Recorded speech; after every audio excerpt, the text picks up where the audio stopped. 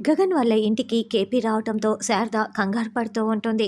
శారద కంగారు పడుకు, గగన్ ఆ ఇంట్లో ఉన్నాడు, అందుకే నేను ఇక్కడికి వచ్చాను అని కేపీ చెప్పటంతో, ఓ అలాగా కూర్చోండి, అసలు మీరు ఇలా చేయటం న్యాయమా అని శారద నిలదీస్తూ ఉంటుంది.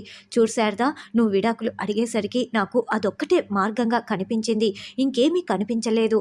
నువ్వు చాలా బాధపడి ఉంటావు, నాపై కోపం కూడా తెచ్చుకొని ఉంటావు, కానీ ఏం చేసేది శారద, అయినా ఇక మీదట విడాకుల ప్రస్తావన ఆ శరత్చంద్ర తీసుకురాడు.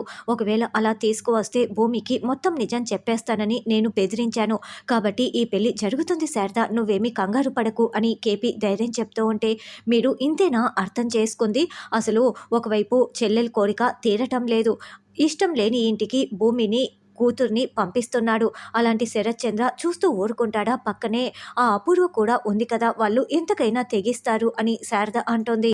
లేదు శారద, ఊరంతా కూడా కార్డులు కూడా పంచేశారు, ఇప్పుడు పెళ్లిని ఆపితే ఎందుకు ఆపుతున్నారు అని అందరూ ప్రశ్నిస్తారు, వాళ్ళే తలదించుకోవాల్సి వస్తుంది, కాబట్టి ఖచ్చితంగా ఈ పెళ్లి జరిగే తీరుతుంది.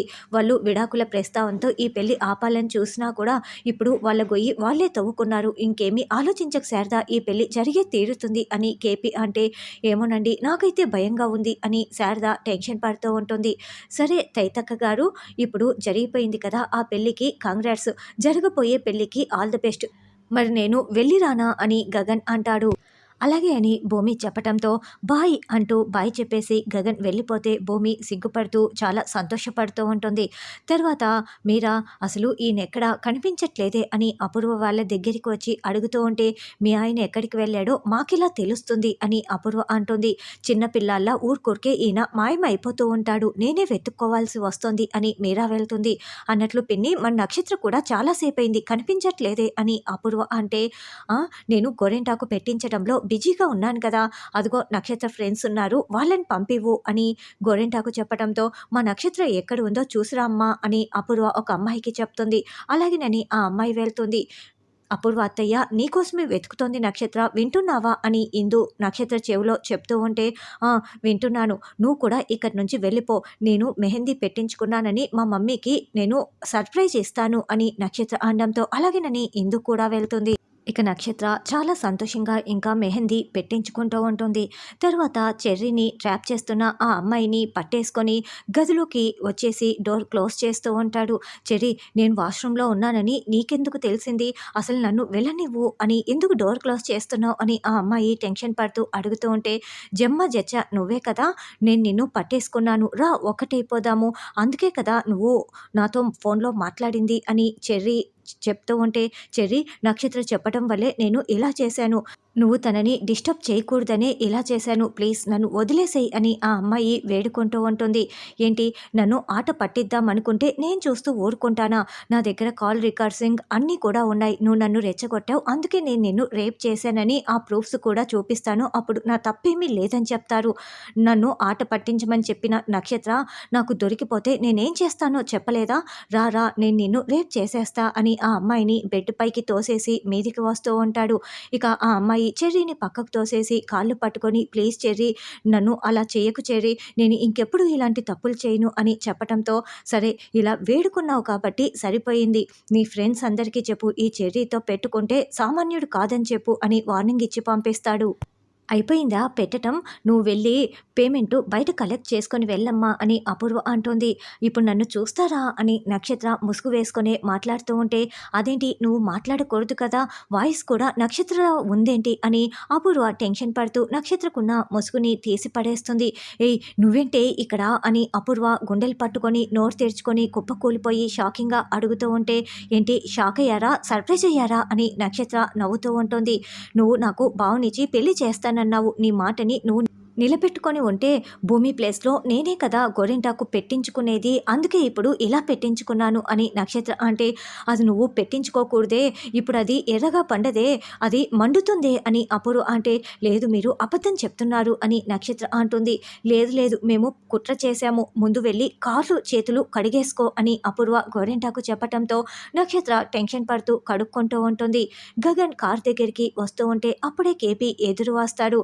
ఇక గగన్ కేపీ కేపీని చూసి చూడనట్లుగా వెళ్తూ ఉంటే, గగన్ నీ పెళ్లి జరుగుతున్నందుకు నేను నీతో మాట్లాడాలనుకుంటున్నాడు. అయినా నేను చావు బతుకుల్లో ఉన్నా కూడా నన్ను చూడాలని కూడా అనుకోవటం లేదా? ఎందుకురా నేనంటే నీకు అంత ద్వేషం? అని కేపీ అంటుంటే, నాతో మాట్లాడాలనుకుంటే అది ప్రశ్నించటం అయి ఉండకూడదు అని గగన్ అంటాడు. సరే విషయానికి వస్తాను. ఈ పెళ్లి జరుగుతూ ఉంటే తండ్రి స్థానంలో నీ పక్కనే ఉండి పెళ్లి జరిపించాలనుకున్నాను అని కేపీ అంటే, అలా ఏం చేయనవసరం లేదు అని గగన్ అంటాడు. నీకు ఇష్టం లేదని నాకు తెలుసు. కానీ ఈ పెళ్లి జరుగుతున్నంత వరకు నువ్వు చాలా జాగ్రత్తగా ఉండాలి.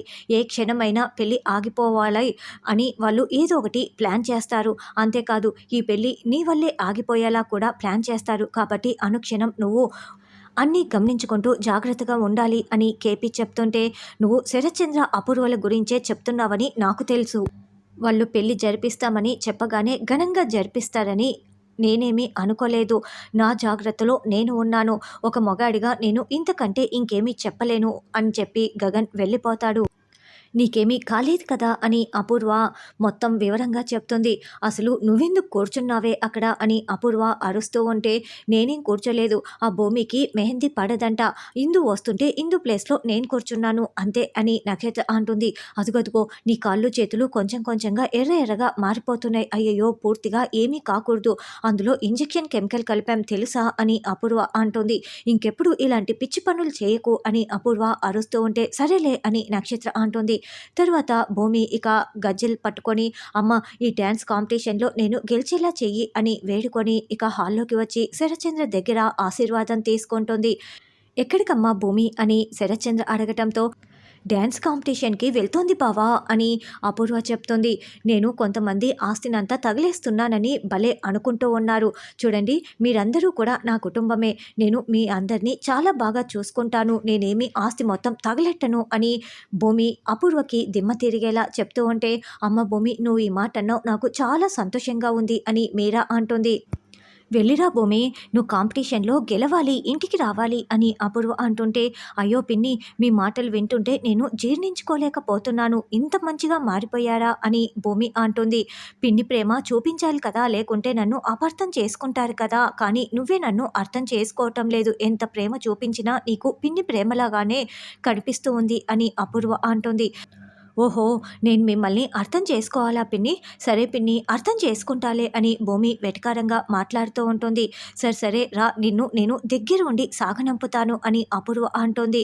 అయ్యో మీ ప్రేమ ఇంకా తట్టుకోలేకపోతున్నాను అని భూమి అంటుంది. నాన్న చెర్రి అత్తయ్య వెళ్ళొస్తాను అంటూ భూమి అందరికీ బాయ్ చెప్పేసి బయటికి వస్తుంది.